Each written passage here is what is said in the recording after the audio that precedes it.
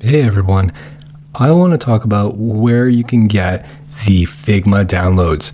So I know many of you may have signed up already, some of you haven't, that's totally fine. So don't worry about that. Now you can sign up on the website and you can use the web browser as your way of using Figma, and that works perfectly fine because the actual desktop experience doesn't vary much. Some people just have a preference. I'm one of those people that use it both on my PC, I use it on my MacBook, and that's how I prefer to use Figma. I like that dedicated space without the noise of a browser, but if you want to use the browser, go right ahead. You don't need to really worry about the Figma download section here.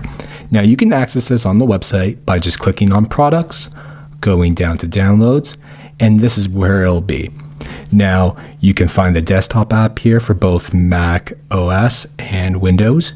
You can also find the mobile app for Android and iOS. So the mobile app is really great if you're on the go, you want to take a look at design files, you want to answer some comments, you want to take a look at a prototype.